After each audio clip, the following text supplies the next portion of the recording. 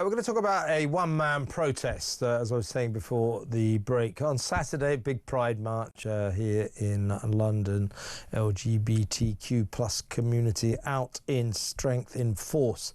My next guest is an activist called Montgomery Toms, and shall we say he was not towing the party line. He was wearing a sort of sandwich board with the transgender-pride flag, and then equals mental illness. Not surprisingly, it wasn't long before he was arrested. The police saying that he was displaying a sign or writing that is likely to cause harassment, alarm or distress. Of course, Montgomery, I think, is saying, well, you know, why should his right to freedom of speech take second place to everyone else? So let's discuss this with Montgomery Toms. Welcome to the show, Montgomery. Hi there, how you doing? I'm good. Well, first of all, tell me why you think this, why you think that transgenderism, if you like, adds up, equals mental illness.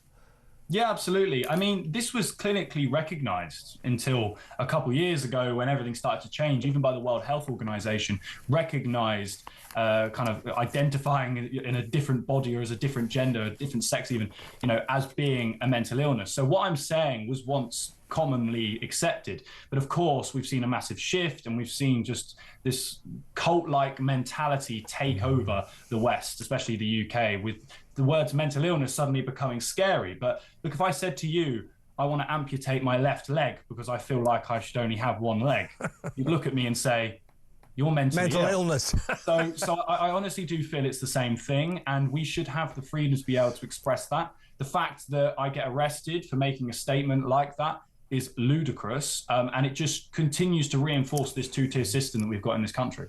I mean, my point about your sign is that's what you think, that's what you believe, and whether or not anyone else agrees with you is almost beside the point. You have the right to express your beliefs, which is what you were doing on Saturday.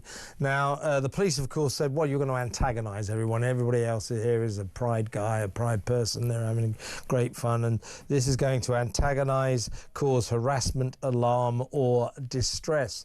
I think they can wrap that up in a kind of an offence. But your point, Montgomery, and I see where you're coming from, is what if we have freedom of expression, why is it that you're not allowed to express your beliefs just because you're in a geographical area where the majority of people disagree with you? No, you're absolutely right. And I explained this to the police, and what it basically became apparent that they're less worried about me and more worried about those that are at the demonstration and how they're going to react to me. And what I made really clear is, since when did we govern our country off emotion and use law and base it on emotion? We don't. The whole point of law is that there is this consistent way of maintaining kind of order. But the police don't act like that anymore. You know, the police are more focused on DEI politics. They have more training in the areas of diversity and inclusion than they do on free speech. And that needs to shift. We have like a systemic issue. And even in a country where we've now had a court ruling detailing the law, the Met Police still can't follow that. And I say this because you're absolutely right. It doesn't matter if you disagree with me. It's kind of irrelevant. The point is, I should have the inalienable right to be able to come out and say, do you know what, I disagree with what you're doing.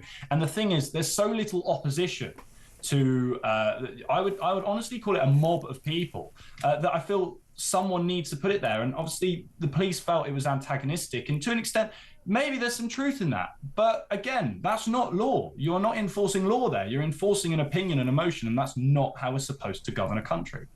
Well, they seem to be, or the cops seem to be saying that you've committed an offence by displaying a sign or writing that is likely to cause harassment, alarm or distress.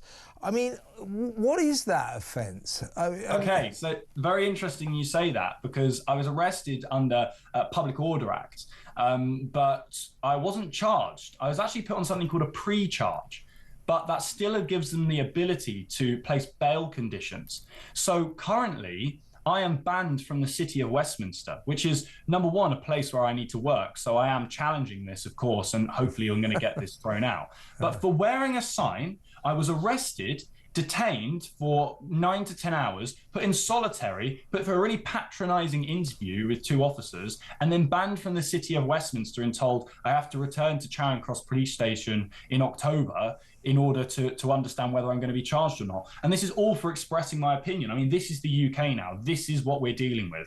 It's a complete travesty of justice and a complete attack on our freedom of speech. Yeah, I mean, the law, well, there are laws about freedom of speech.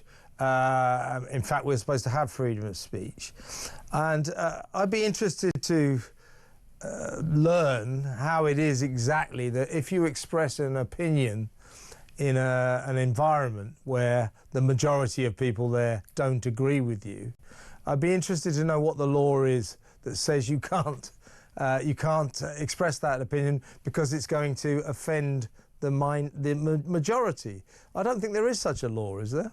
No, there isn't. And well, they're going to use the Public Order Act or accuse you of disrupting the peace as another common one. You know, these are laws which were put in, I would even say, without proper public consultation, and so little public consultation these days. We just see things sort of thrown through into law without the public really knowing what's happening. And then the police aren't even properly informed as to how they can enforce that. I mean, all it takes is one senior officer to basically come forward and say, yeah, arrest that guy under this act. And then you've got, I mean, I had 11 police officers. These days, you can't get a police officer to come and check your house when you've had a burglary.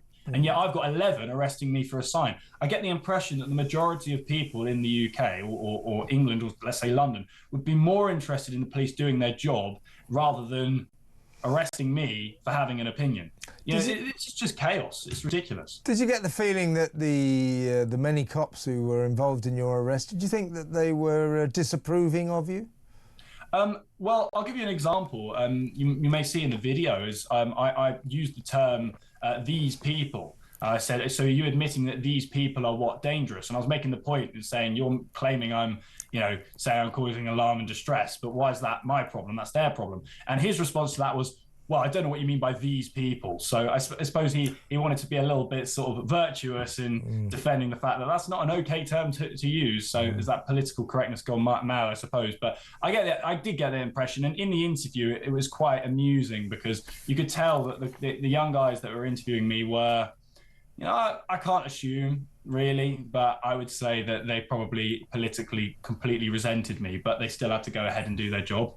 Yeah, I mean, the fact I've been banned from the city of Westminster, a lot of my work is quite openly revolves around that area. And it wouldn't shock me. There's other demos coming up in London revolving around kind of trans demonstrations and so forth, that they banned me from Westminster with the motivation to disrupt me having an opinion. I don't think that's okay. And that's why I'm really pushing to get that bail restriction lifted. And then after that, I'll be pushing to sue. Yeah, so wrongful arrest. Yes. And you spent 9 hours in a cell? Yeah. And at the end of that, they said you've got something called a pre-charge, yeah? Yeah, which is, if you ask me, is like having your cake and eating it. We're not going to charge you, but we're still going to give you bail conditions. So I'm just trying to get my head around this. So in the end, they maintain, I mean, they could be right, I don't know, that it's an offence to offend a large crowd in case that crowd becomes unruly and it causes a disturbance. Is that the essence of it? There could be some truth in that. I mean, I'm no lawyer. I have a rough knowledge of the law, and increasingly so based on the situation I'm currently in. I suppose what is significant also, and something I haven't mentioned, is 2 officers came over to speak to me and told me to take the sign off. And I completely admit, I said no, because I honestly believe that it's my freedom to do so. However, so not to be too antagonistic and so not to cause any more upheaval, I actually withdrew myself from the situation. So I walked away and they followed me. And I walked 2 streets in the opposite direction, completely away from the parade. And then 9 further officers came around the corner. One gentleman said, I need to speak to you. And then before informing me of the offence I'd committed, handcuffed me, which is not proper procedure. So I even if you were to say that they were in the right, to which I don't think that's the case, if you were to say they were in the right and they were acting lawfully, I withdrew myself from the situation. I wasn't there. So they didn't even arrest me at the location to which they supposedly say I was committing a crime. So the whole thing doesn't add up. And it just comes down to this infestation that we have within the police force, and not just the police force, within the education system, within the workplace, within society, that for some reason a minority of people are being prioritized where normal individuals such as myself, because I think a lot of people share my opinion, are then put to the side and treated like second-class citizens. We have two-tier policing, and I want to put a stop to that in the best way I can, which is just pushing back, even on a grassroots level, like attending a demonstration and putting my opinion forward. We have to, because if we stop, we're going to become George Orwell 1984 in 2025. But you would accept that what you did standing there with that sign under the circumstances was pretty provocative. So why did you do this, Montgomery? Well, I mean, as I say, it's not my problem if they react. You know, everyone has a responsibility to manage their reaction and their emotions. Going back to the beginning of this interview, I would say that categorizing it as a mental illness, well, a couple of years ago, factually speaking, clinically speaking, that was the term. So the fact that I'm just stating what used to be recognized universally, you know, that should just be accepted. That's not... I'm with you, but you were trying to wind them up, weren't you? I wasn't trying to wind them up. The marches, you weren't, what, with that sign?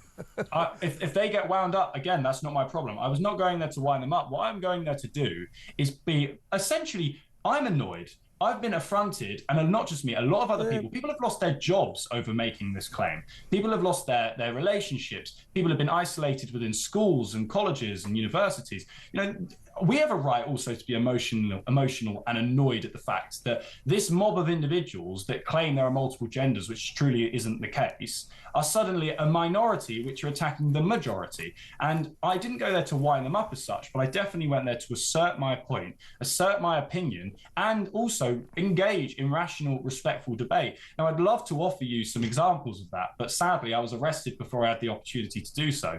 But honestly, wind up, I wouldn't say so, but...